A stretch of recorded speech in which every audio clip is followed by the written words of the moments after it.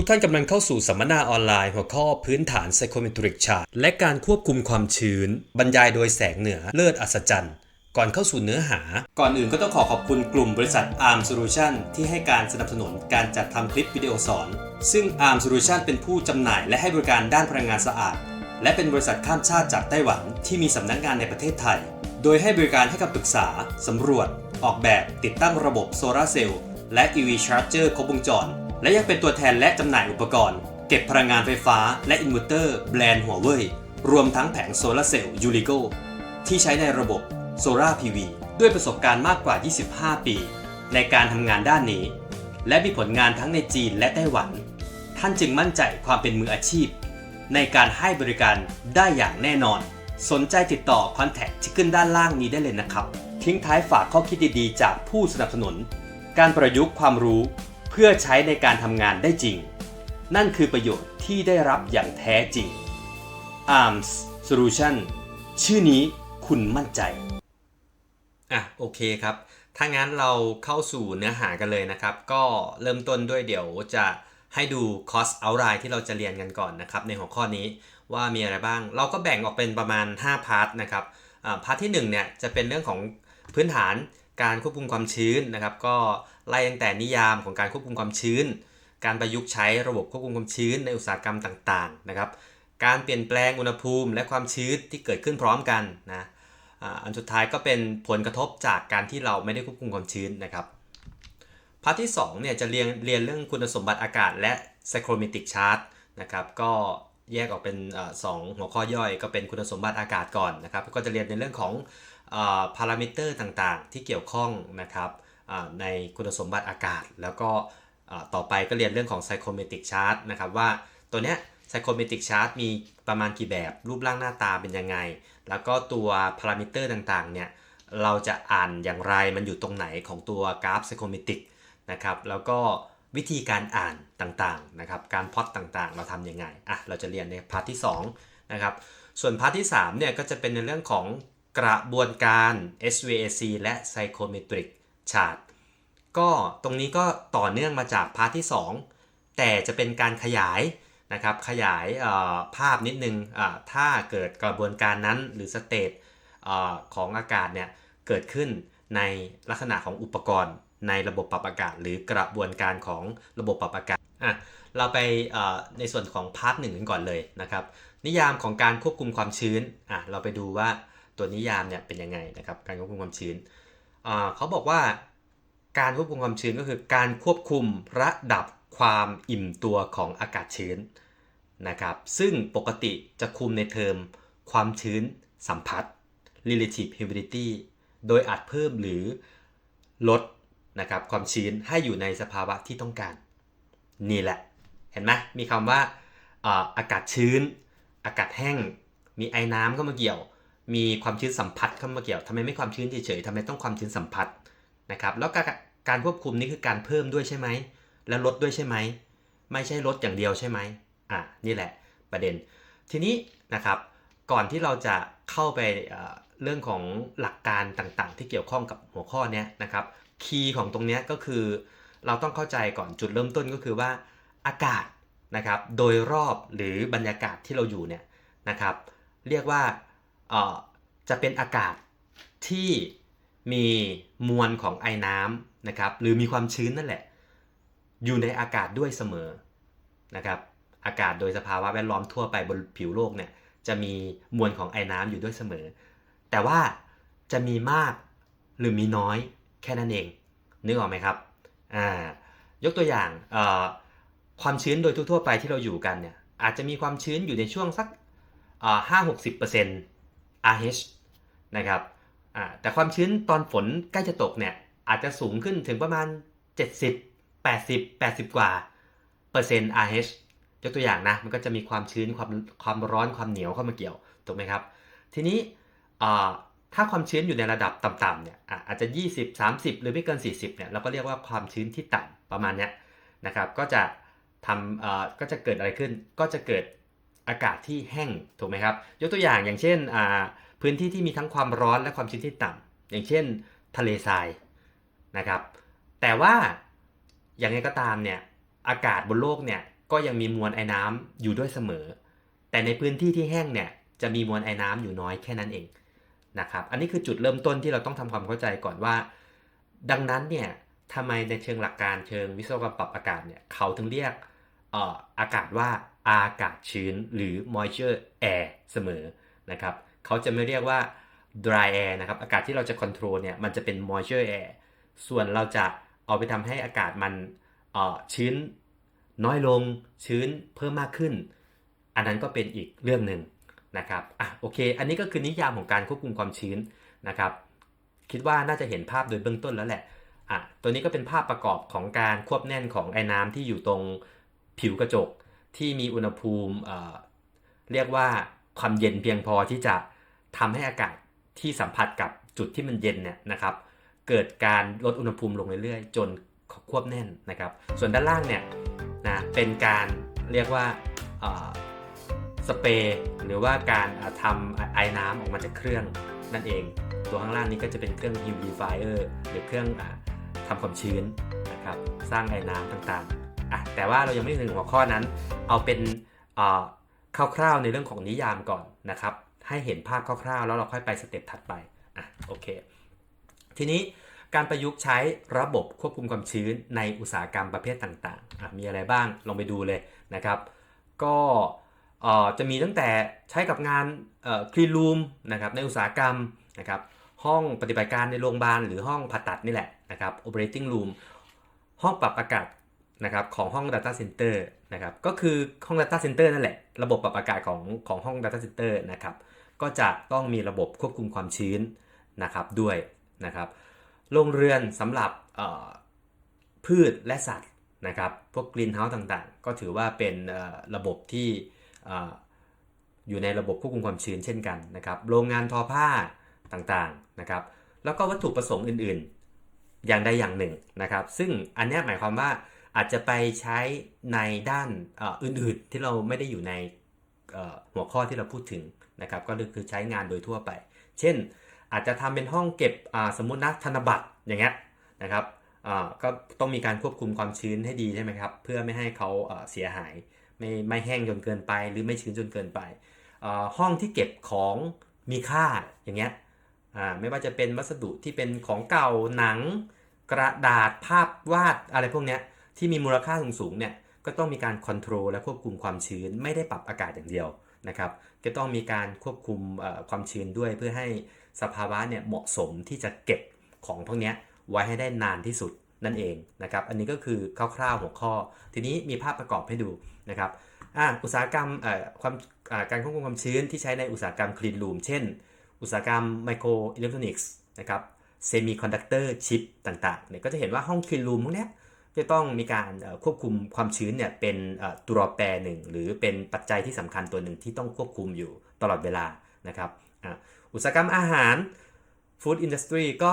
ตัวนี้ก็จะต้องมีการควบคุมความชื้นอยู่แล้วนะครับเพราะว่าถ้าความชื้นเกินเนี่ยก็จะมีปัญหาต่อกระบวนการผลิตยาก็เช่นกันยิ่งยาเนี่ยอุตสาหกรรมยาเนี่ยยิ่งเรียกว่ามีการคอนเซิร์นหรือซีเรียสกว่าอุตสาหกรรมอาหารซะอีกนะครับเพราะตัวยาเนี่ยก็จะมีการผลิตในระดับคลีนรูมที่มีระดับคลาสที่ค่อนข้างสูงนะครับคลาสไล่ไปจาก D C B A เดี๋ยวค่อยไปว่ากันถ้าใครได้เรียนในตัวคลีนรูมก็ไอ้พวกนี้ผม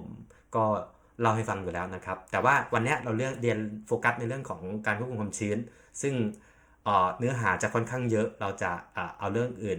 ไม่ค่อยเอาเรื่องอื่นมาแทรกเพราะว่าเดี๋ยวเวลาจะไม่พอนั่นเองนะครับโอเคอันนี้เป็นรูปของระบบปรับอากาศห้อง Data Center นะครับก็ตัวภาพซ้ายมือเนี่ยเป็นในเรื่องของเครื่องนะครับปรับอากาศที่มีลักษณะใช้กับห้อง Data Center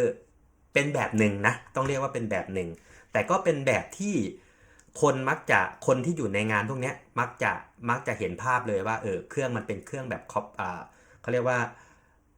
แพ็กเกจที่มีอุปกรณ์ครบอยู่ในเครื่องเลยประมาณอย่างนั้นนะครับแต่ว่ามันอาจจะมีหน้าตาหรือ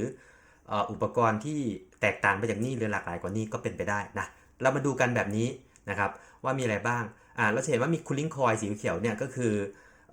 เป็นเขาเรียกว่าคอยอุปกรณ์แลกเปลี่ยนความร้อนนะครับทำความเย็นนั่นแหละนะครับของ เหมือนของเครื่องปรับอากาศเนี่ยนะก็จะมีสารทำความเย็นเนี่ยวิ่งเข้ามาอาจจะเป็นน้ำนะก็ได้นะครับหรือเป็นน้ำยาสารทำความเย็นของเป็นพวกน้ำยาแอร์ที่เราเรียกเนี่ยนะครับวิ่งเข้ามาแล้วก็ทำความเย็นนะครับตัวถัดไปเนี่ย humidifier เนี่ยก็เป็นตัวเพิ่มความชื้นนะครับเป็นตัวเพิ่มความชื้นให้อากาศนะครับ dehumidifier เนี่ยเป็นตัวที่ทำหน้าที่ลดความชื้นให้อากาศนะครับจะเห็นว่ามีทั้งเพิ่มทั้งลดชื่ออีกตัวหนึ่งเนี่ยรู้สึกว่าจะมีชื่อ precision air ด้วยนะครับนอกจากไอตัว select unit เนี่ยก็จะชื่อ precision air ด้วย air ของห้อง data center นะครับหรือ server พวกนี้การทำงานของเขาเนี่ยคร่าวๆนะตัวการทำงานภาพขวามือเนี่ยเป็นแบบหนึ่งเท่านั้นนะ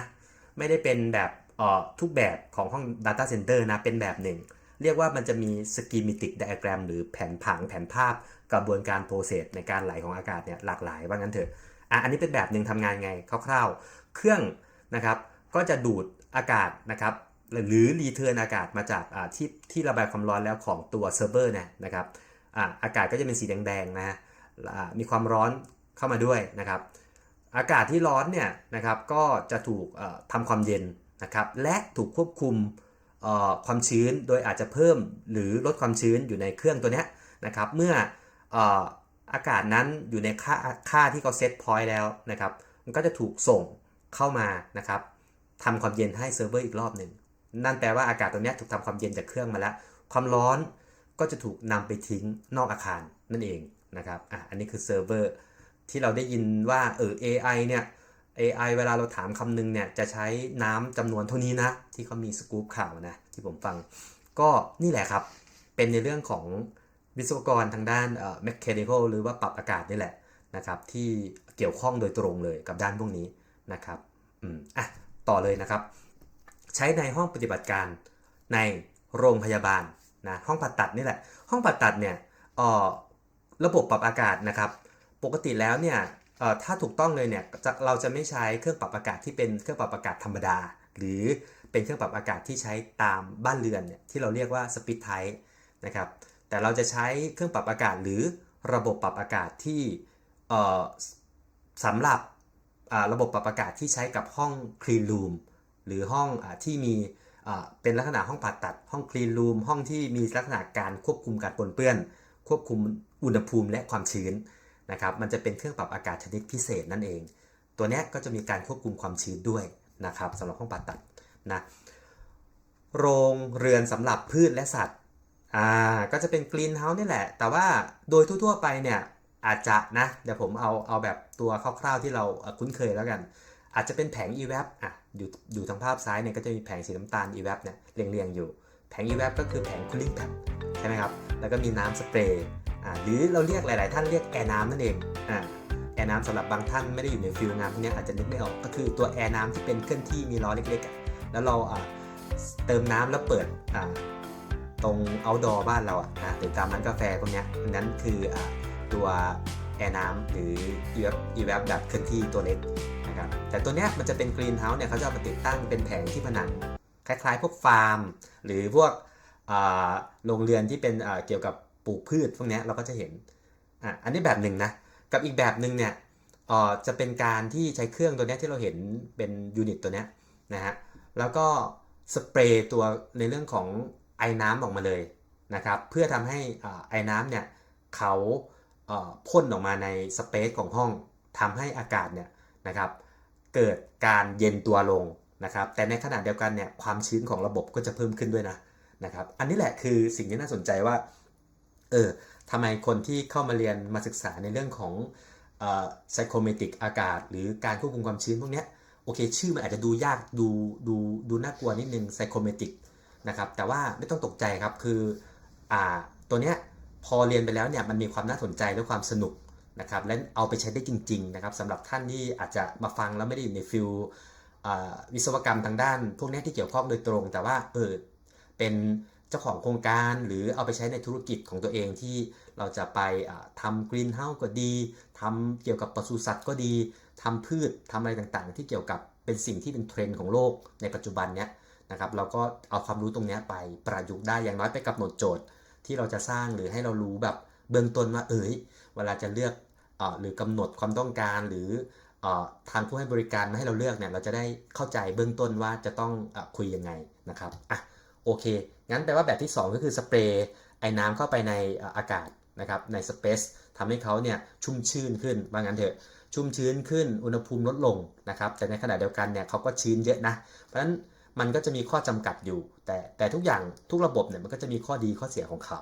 อยู่ที่เราต้องเลือกให้เหมาะกับเรานะครับโรงงานทอผ้าเช่นเดียวกันกับระบบไอ้เจ้า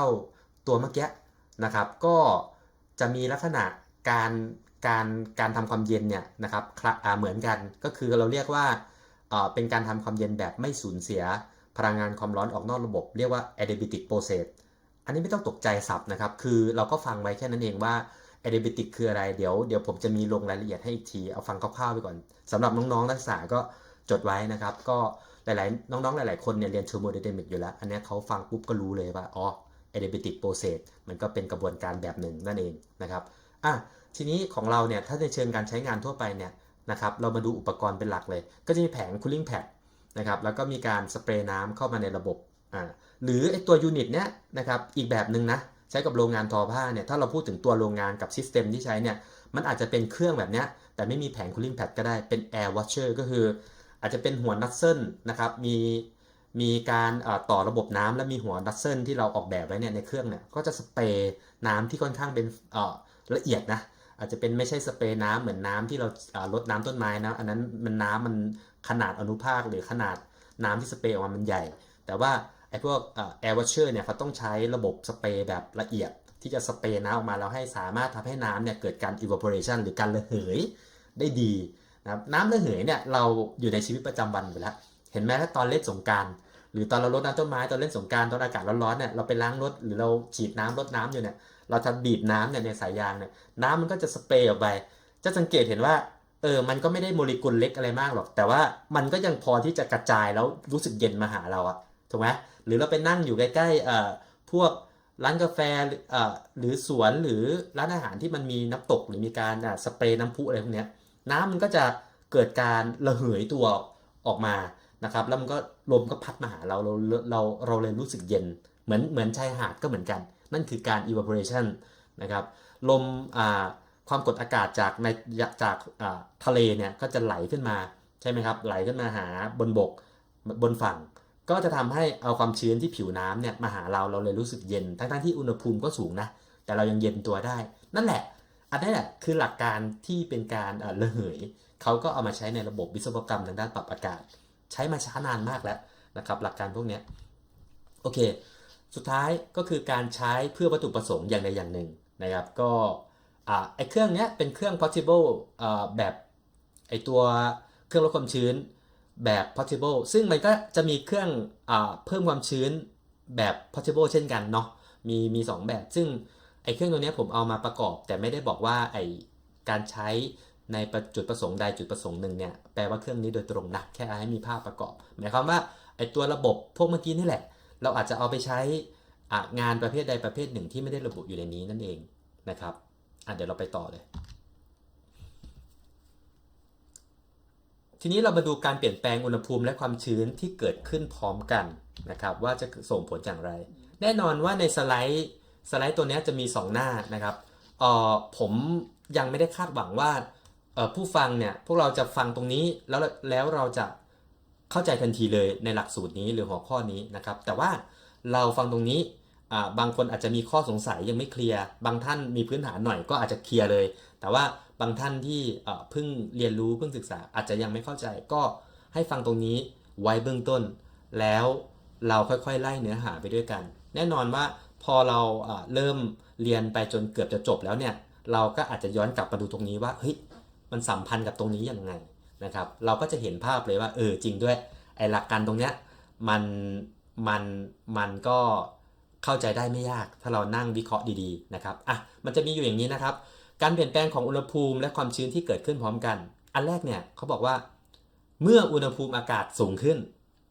อากาศชื้นนี่แหละแต่ผมจะเรียกสั้นๆว่าอากาศแล้วกันนะครับจะไม่เรียกอากาศชื้นมันยาวนะครับเมื่ออุณหภูมิอากาศสูงขึ้นเกิดอะไรขึ้นเขาบอกว่า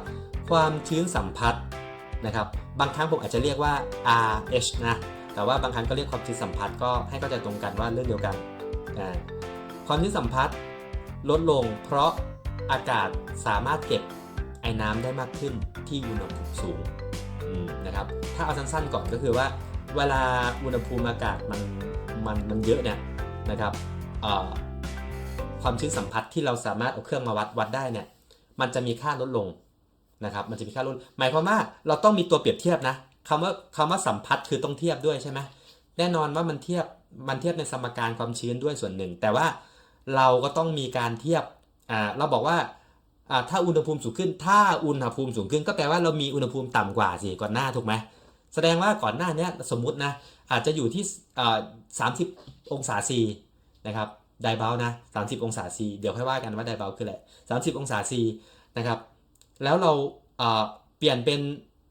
35หมายความว่าเราอาจจะให้ความร้อนหรือทำอะไรก็ได้เพิ่มขึ้นไปเป็น35นะครับนั่นแปลว่าความชื้นที่อยู่ในอากาศผมสมมุติเรามีห้องหนึ่งแล้วเรามีน้ำที่อยู่ในไอ้น้ำเนี่ยที่อยู่ในลอยอยู่ในอากาศเนี่ยแก้วหนึ่งนะครับปริมาณไอ้น้ำที่อยู่ในอากาศ1แก้วนะครับสมมุติแต่เรามองไม่เห็นหรอก1แก้วเนี้ยตอนแรกอยู่ที่30 องศาซีถูกไหมมันก็มีไอ้น้ำคงที่อยู่แก้วเดียวเนี่ยนะครับพอเราอุ่นอากาศเราอาจจะเอาฮีตเตอร์หรือเอาอะไรก็ได้มาอุ่นอากาศให้อากาศมันร้อนขึ้นถึง35 องศาซีไอ้น้ำที่ลอยอยู่แก้วเดียวเนี่ยมันไม่ได้เพิ่มขึ้นนะตัวไอ้น้ำเนี่ยนะครับแต่ความชื้นที่สัมผัสเนี่ยหรือแสดงออกมาให้เห็นเนี่ยมันจะมีค่าลดลงในเชิงตัวเลขเพราะฉะนั้นเราก็ต้องไปเข้าใจนิยามของความชื้นสัมผัสอีก RH อีกว่าความชื้นสัมผัสเนี่ยมันคือสมการมันคือยังไงหรือทางกายภาพเนี่ยมันสัมผัสยังไงนะแต่ให้เรารู้ก่อนว่าเฮ้ยมันลดลงได้ยังไงค่อยว่ากันนะครับประเด็นถัดไปนะครับแต่ถ้ามีแหล่งไอ้น้ำเช่นการระเหยของน้ำความชื้นสัมผัสอาจจะไม่ลดลงทันทีนี่หมายความว่าเขาก็บอกว่าถ้ามวลปริมาณไอ้น้ำในอากาศเนี่ยไม่คงที่หมายความว่าเมื่อกี้เรามีแก้วเดียวไงตอนแรกที่ผมบอกมีแก้วเดียวสถานการณ์สมมติตอนแรกแต่ถ้ามันมีการเติมเข้ามาเรื่อยๆเติมจะเติมด้วยการวิธีไหนก็ได้ให้ไอ้น้ำเนี่ยมันระเหยขึ้นในอากาศนะเติมต่อเนื่องเข้ามาเนี่ยไอตัวความชื้นสัมผัสเนี่ยมันอาจจะไม่ได้ลดลงตามที่เราคิดนะครับมันก็จะมีค่าเรียกว่าเปลี่ยนแปลงนะครับอาจจะลดเพิ่มอะไรก็ได้แต่ว่าจะเปลี่ยนแปลงไปตามสัดส่วนอุณหภูมิและปริมาณไอ้น้ำที่เราเติมเข้าไปนะครับเพราะฉะนั้นผมเลยไม่พูดว่าลดไปเท่าไหร่เพิ่มไปเท่าไหร่มันเปลี่ยนแปลงไปตามสัดส่วนปริมาณไอ้น้ำที่เราใส่เข้าไปนั่นเองแต่ที่แน่ๆเขาจะสื่อว่ากรณีที่เราเติมไอ้น้ำเข้าไปเนี่ยนะครับเติมไอ้น้ำเข้าไปในอากาศเนี่ยมันจะไม่ได้ลดความชื้นสัมผัสลงนั่นเองเขาจะสื่อตรงนี้ส่งผลอะไรส่งผลให้รู้สึกร้อนและอบอ้าวถ้าความชื้นยังสูงอยู่หมายความว่าห้องเดิมเนี่ยปริมาตรห้องเท่าเก่านะอุณหภูมิตอนแรก30นะแล้วก็อุณหภูมิสูงขึ้นเป็น35หยุดที่35เลยก็ได้นะแต่ว่าเราก็ใส่น้ำเข้าไปไม่จบเลยตอนแรกมีน้ำอยู่แก้วเดียวในอากาศนะเราก็ใส่ไปแก้ว2แก้ว3แก้ว4ภายในเอาเท่าไหร่ดีเอาสัก15 นาทีปรากฏการณ์นี้ผมอธิบายเพิ่มได้ด้วยนะครับตรงนี้จะเป็นปรากฏการณ์แบบเดียวกับห้องซาวน่าหรือตู้อบไอ้น้ำนะครับเพราะอะไรเพราะเทมก็สูงขึ้นคืออุณหภูมิสูงขึ้นและมวลไอ้น้ำเนี่ยเติมตลอดจะเข้าข่ายนี้เลยนะครับเป็นไงเราไม่พูดถึงการสบายตัวหรือสมุนไพรนะเราพูดถึงว่าอุณหภูมิมันสูงขึ้นแต่ว่าถ้าไอ้น้ำมันมากขึ้นเราเปียกเลยถูกไหมแต่นั้นเราอบตัวเราก็เลยทนได้แต่ถ้าเกิดว่าเป็นห้องทั่วไปแล้วเราอยู่ในห้องเช่นเราประชุมอยู่ในตู้แต่ว่าบังเอิญแอร์มันเสียหรือแอร์ไม่พอแต่คนมันเยอะมันก็เป็นไงชื้นขึ้นร้อนขึ้นหายใจไม่ออกไม่รวม CO2 นะเห็นไหมอันนี้เราต้องเข้าใจปรากฏการณ์พวกนี้หรือทำความเข้าใจก่อนนะครับเวลาเราเรียกว่านำไปใช้งานเนี่ยมันก็จะสามารถประยุกต์ใช้ได้มีประสิทธิภาพมากยิ่งขึ้นแต่อย่างที่บอกไปครับว่าตรงนี้ถ้าใครยังไม่เคลียร์หรือว่ายังไม่ได้เข้าใจได้ทันทีเนี่ยเราจำเป็นต้องเรียนให้จบเนื้อหาก่อนแล้วกลับมาดูตรงนี้อีกทีหนึ่งกรณีที่2เมื่ออุณหภูมิลดลงนะครับจะเกิดอะไรขึ้นเขาบอกว่าความชื้นสัมผัสจะเพิ่มขึ้นเมื่อเอาเครื่องวัดดูเนี่ยนะครับเอาเครื่องวัดดูเนี่ยความชื้นสัมผัสก็จะเพิ่มขึ้นนะครับความสามารถในการเก็บไอ้น้ำลดลงนะครับ ประเด็นนะเอาประเด็นก่อนนะครับอันต่อไปเขาบอกถ้าความชื้นสัมผัสเกิน 100% จะเกิดการควบแน่นเช่นน้ำค้างบนพื้นผิวก็อันที่จริงก็คือให้เราดูประเด็นอย่างนี้ครับประเด็นว่าถ้าอุณหภูมิลดลงเนี่ยความชื้นสัมผัสเนี่ยจะมีค่าเพิ่มขึ้นเหมือนเดิมมีห้องอยู่ห้องหนึ่งมีน้ำอยู่แก้วเดียวนะครับตอนแรกอุณหภูมิ30ถูกไหมกับน้ำแก้วหนึ่งนะครับน้ำคงที่นะแก้วหนึ่งลอยอยู่ในอากาศทีนี้เราก็ไม่รู้อะทำความเย็นของห้องนี้เอาอะไรก็ได้มาทำความเย็นให้ห้องมันเย็นก็เปิดแอร์แหละพูดง่ายๆเปิดแอร์เป็นยังไงครับคือไอ้น้ำที่ลอยอยู่เนี่ยนะครับแต่เราอย่าให้แอร์คอนเดนซ์น้ำออกไปนะเปิดแอร์แต่ไม่คอนเดนซ์นะเปิดแอร์ให้มันเย็นระดับหนึ่งแต่ยังไม่ควบแน่นหรือว่าไม่คอนเดนซ์ออกไปทางท่อเดนนะเรียกว่าให้ความเย็นแต่ยังไม่ควบแน่นแล้วกันเอาเครื่องมือมาวัดเหมือนเดิมน้ำมีแก้วเดียวนะคงที่ห้องมีห้องหนึ่งห้องปริมาตรเท่าเดิมไม่ได้เล็กลงหรือใหญ่ขึ้นนะครับแล้วเราทำอุณหภูมิแบบปื๊ดลงมาเนี่ยนะครับแต่น้ำไม่ควบแน่นออกไปนะครับจาก30ลงมาเหลือ25เนี่ยเมื่อเราเอาเครื่องวัดดูเนี่ยจะพบว่าความชื้นสัมผัสเนี่ยจะมีค่าเพิ่มขึ้นและความสามารถในการเก็บไอ้น้ำลดลงความสามารถในการเก็บไอ้น้ำเราวัดไม่ได้หรอกแต่เรารู้ในเชิงหลักการและเชิงสมการเชิงทฤษฎีนะครับว่าลดลงได้อย่างไรนะครับโอเคต่อไปส่งผลอะไรส่งผลให้เกิดปัญหาความชื้นส่วนเกินในพื้นที่เช่นอันนี้ก็คือจะพูดว่าเมื่อมันชื้นนั่นแหละนะเมื่อมันชื้นแล้วจะเกิดเอฟเฟกต์ผลเสียอะไรบ้างแค่นั้นเองนะครับอันนี้ก็จบในเรื่องของการเปลี่ยนแปลงของอุณหภูมิและความชื้นที่เกิดขึ้นพร้อมกันนะครับคราวนี้เรามาดูผลกระทบจากการที่เราไม่ได้ควบคุมความชื้นในอากาศนะครับในรูปแบบต่างๆไปดูเขาบอกว่าตัวอย่างแรกเนี่ยอุตสาหกรรมไมโครอิเล็กทรอนิกส์นะครับถ้าเกิดมีความชื้นในระหว่างกระบวนการผลิตนะครับที่มากเกินไปนะครับจะเกิดอะไรขึ้นนะครับความชื้นพวกนี้อาจจะไปเกาะตามตัวอุปกรณ์ที่มีการผลิตนะครับมีการผลิตทำให้เกิดอะไรทำให้เกิดการช็อตเซอร์กิตอุปกรณ์พวกนี้ตอนผลิตเนี่ยอย่าลืมนะครับว่ามันต้องมีการเทสนะครับถูกไหมก่อนจะเอามา assembly หรือ assembly ไปบางพาร์ทบางแผงเนี่ยก่อนที่จะประกอบร่าง5ส่วนครบเนี่ยมันก็ต้องมีการทดสอบเพราะฉะนั้นถ้าความชื้นมันเกินหรือกระบวนการผลิตมันผิดพลาดเนี่ยหรือมีน้ำมาหยดใส่มาคอนเดนซ์ใส่เนี่ยนะครับมันก็จะทำให้เกิดการช็อตเซอร์กิตได้แทนที่ไอ้แผงวงจรเนี่ยมันจะมีพาธหรือเส้นทางที่ทางดิจิตอลที่มันจะวิ่งกระแสไฟฟ้าหรือสัญญาณไฟฟ้าเนี่ยวิ่งเนี่ยไปตามเส้นทางตัวเองมันก็เกิดการ cross ข้ามเพราะมีความชื้นก็เหมือนกับว่าเหมือนไฟช็อตเหมือนสายไฟ2อันขั้วนิวตรอนกับขั้วไลน์ไฟบ้านเราเนี่ย220ปุ๊บโดนน้ำไงมันก็ตุบถูกไหมเพราะว่ามันวิ่ง cross เข้าหากันได้นะมันช็อตเซอร์กิตได้นั่นเองนะครับอันนี้คือกระบวนการผลิตเพราะฉะนั้นโรงงานที่ผลิตอุปกรณ์อิเล็กทรอนิกส์แล้วก็ซิมิคอนดักเตอร์รวมทั้งชิปเนี่ยเขาก็จะมีการควบคุมสภาวะอากาศแบบซีเรียสนะครับไม่ต่างจากยาแต่ว่าการคอนเซิร์นหรือการข้อกังวลในการที่เขาจะคอนโทรลเนี่ยมันคนละแบบนะครับอิเล็กทรอนิกส์เนี่ยเขาไม่ได้กลัวเชื้อเพราะว่าเขาเป็นอุปกรณ์ที่มันไม่มีชีวิตถูกไหมแต่เขากลัวอนุภาคแต่พวกอุตสาหกรรมยาเนี่ยเขากลัวเชื้อนะครับหรือกลัวการปนเปื้อนข้ามทางเคมีนะครับโอเคแผงวงจรอันนี้ก็จะเป็นตัวอย่างระหว่างกระบวนการผลิตแล้วก็แน่นอนว่าเวลาเราใช้งานหรือเวลาเราเก็บสต็อกที่จะขายถ้ามันชื้นมันก็อาจจะเป็นไงไอ้น้ำเข้าไปได้ถูกไหมแล้วก็อุปกรณ์เสียหายได้เช่นเดียวกันกับการใช้งานทั่วไปที่บ้านถ้าเกิดอากาศชื้นมากๆแล้วเราใช้เครื่องพวกนี้โดยเฉพาะอย่างยิ่งท่านมีความร้อนด้วยพอมันเจอกับความชื้นในอากาศหรือความเย็นที่มากๆเนี่ยเป็นไงห้องแอร์เจี๊ยบๆนะเย็นๆเลยนะแล้วไอ้แผงเนี่ยมันร้อนมากเป็นไงถ้ามันปะทะกันเยอะๆหนักๆเป็นไงมันก็อาจจะคอนเดนซ์ได้นะครับเพราะว่าอุณหภูมิมันต่างกันเยอะนั่นเองโอเคเอาคร่าวๆนะอุตสาหกรรมยาแน่นอนว่าการควบคุมความชื้นเนี่ยอุตสาหกรรมยาเนี่ยมีการควบคุมที่ซีเรียสอยู่แล้วนะครับไม่ต่างจากอิเล็กทรอนิกส์เลยเพราะว่าเป็นคลีนรูมระดับสูงเหมือนกันนะครับทำให้เกิดอะไรบ้างไม่ว่าจะเป็นยาที่เราเห็นในภาพนี้เป็นยาเม็ดถูกไหมครับหรือเป็นยาผงก็ดีหรือเป็นวัคซีนก็ดีนะมันก็ต้องมีการควบคุมความชื้นอยู่แล้ว อย่างตัววัคซีนเองเนี่ยถ้าไม่มีการควบคุมความชื้นให้เหมาะสมถูกไหมมันก็อาจจะเกิดอะไรครับเกิดเชื้อไวรัสจุลชีพแบคทีเรียต่างๆในอากาศที่อยู่ในกระบวนการผลิตและปนเปื้อนเข้าไปในตัวยาวัคซีนถูกไหมพอเอาวัคซีนมาฉีดให้คนแล้วเป็นไงมันก็คือ direct เข้ากระแสเลือดเลยถูกไหมครับนั่นคืออันตรายมากเขาก็เลยมีการควบคุมสภาวะอากาศนะครับไม่ว่าจะเป็นอุณหภูมิความชื้นนะครับความดันและอนุภาคที่แขวนลอยอยู่ในอากาศนะครับรวมทั้งพื้นผิวด้วยนะอย่างซีเรียสเข้มข้นเลยอันนี้ในรูปนี้เป็นเรื่องของยาที่เป็นเม็ดเขาก็บอกว่า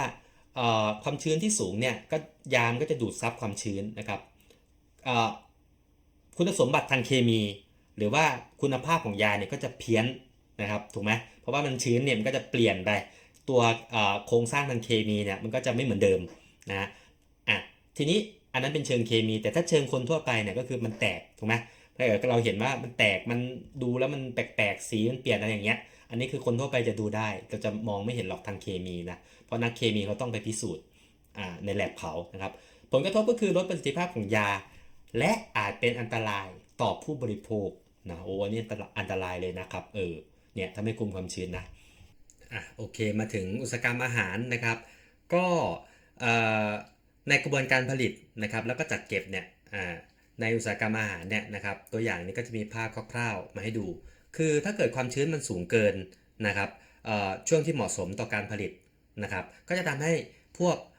เชื้อราแบคทีเรียจุลชีพต่างๆเนี่ยมีโอกาสที่จะเจริญเติบโตได้ดีถูกไหมครับแล้วก็ปนเปื้อนกับอาหารนะครับหรือ Product ที่ผลิตได้นะครับเพราะพวกเชื้อราเนี่ยมันอาจจะอยู่ในอากาศก็ได้หรืออยู่ตรงพื้นผิวเครื่องจักรอุปกรณ์ต่างๆที่ใช้ผลิตนะครับแล้วมันก็ทำให้ปนเปื้อนมาสู่ตัวอาหารตัวสินค้าต่างๆนะครับรวมทั้งการเก็บรักษาด้วยนะครับใน warehouse หรือใน store เนี่ยก็ต้องมีการควบคุมการถ่ายเทอากาศให้ดี